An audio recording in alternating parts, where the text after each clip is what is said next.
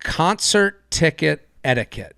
I have 2 questions, both related to texts I'll attach below. Quick background. Dane worked with me for about a year, and we would often chat for a few minutes when we could, but being in different departments, it wasn't that frequent. He quit about a month ago and reached out, so we made plans to hang since no longer coworkers.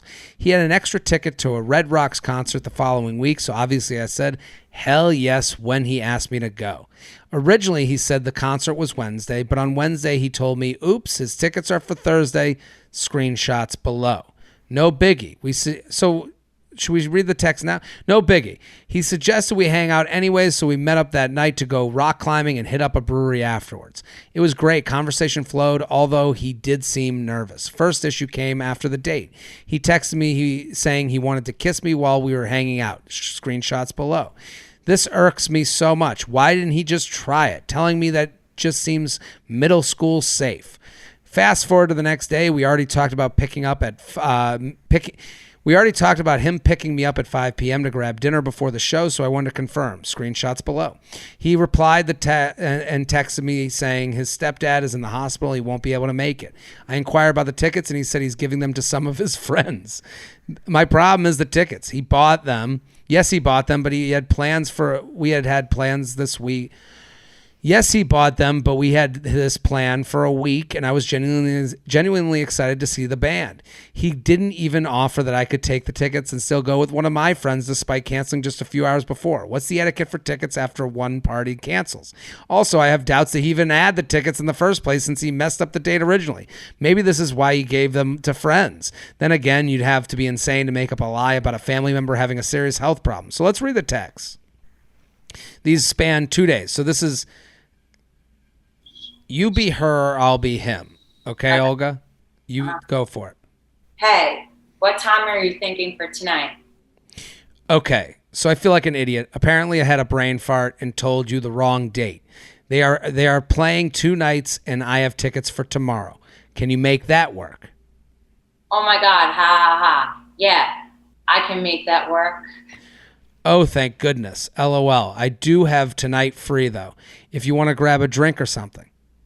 I'm so down. Yeah, this was my plan, so I'm up for whatever. Okay, so that date happens. They have a good time. She said the conversation flowed. This is the post-date text. I had such a good time with you. You too. Glad we finally got to talk in real life for more than 3 minutes. Seriously though, just made it home, by the way. Also, I feel like you should know that I thought about kissing you like 14 times tonight. Guess you'll just have to see tomorrow. If I weren't already super stoked for tomorrow, I am now. So let's start at this. This to me is kind of normal. I understand their disappointment, and they're allowed to be disappointment. She said this is middle school safe. Yeah, you can be turned off by this. You can see this as a non-sexualized maneuver. You need someone who's stronger. You need someone who makes a move. And maybe this isn't the match for you if they're doing this after a date. But I would also defend him in saying going for a first kiss, it sometimes just doesn't work out. Sometimes it's just you went right, they went left, you went right. Olga, do you understand his side of this? Yeah, I don't think it's strange. I think that he's probably like, let's do it at the concert. It's more loose. It's more romantic. We're singing. We'll kiss. It's off. Like they went rock climbing. He's not going to do it on a rock. Like when is no. And they went to the brewery. Fine, but maybe it was like, oh, this is fun. And in his brain, he's like, I'll do it tomorrow. And it's right. Go ahead. Also, it's weird now. Like guys maybe didn't want to be so aggressive. Like. First. Listen, that first kiss, and especially when you first met someone you worked with, I get it. You just don't know. Sometimes you just like screw up the approach and it just doesn't work out and you end up hugging and it's just a goodbye and it doesn't work out. And some people, they're like, I don't know. I don't want to kiss someone in public. I don't want to be on a street corner. The cab just came. The Uber just came. But we have to differentiate between making this about his middle school safety thing or just not for you. Those are two different things. You were turned off by it. That's totally okay. That's different than, I guess he's just not a man. Like, no, maybe this is the way he does things and it just didn't work out tonight, but he just wanted to let you know that he is attracted to you. And because you did work together and you're on a date where it's like, you know, I don't know if they're here for romantic or because we were friends at work. Those are two different things. I'm just letting them know where I stand, and it's in Kiss Town, USA, and I really wish I had made out with you. I think that's cool. She because also it's like, I didn't even, not every first date, I think people kiss. I didn't. No. Yeah. But was she also insecure about maybe he doesn't like me? But no, then he made it clear. I don't know. It's not a big deal to me at all. Let's keep going with the texts. Okay. So, hey, let me. So this is the next night when the concert is supposed to be happening. 3:27 p.m. Pretty late for a concert. Hey, let me know what time you're thinking tonight. What time is the show? Hey, so I'm not going to be able to make it. My stepdad is in the hospital and I'm driving down to blank now to be with my family.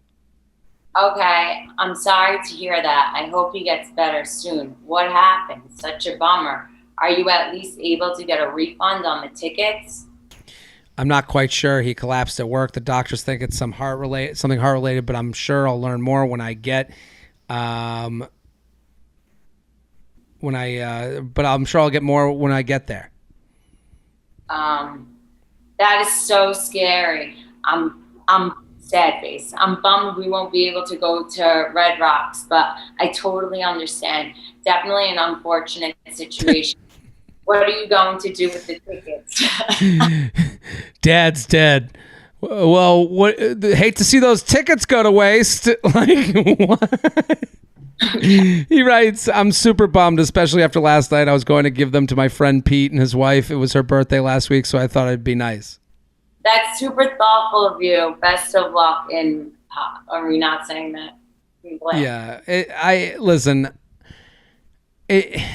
I think I understand why she's left disappointed, but she needs to let him have this one because you don't really have the right to be like, well, I don't even know if he had the tickets in the first place. Like let's say in a world he didn't have the tickets and to get out of it, he made up that his dad is like on his deathbed. Like that's just shitty and whatever.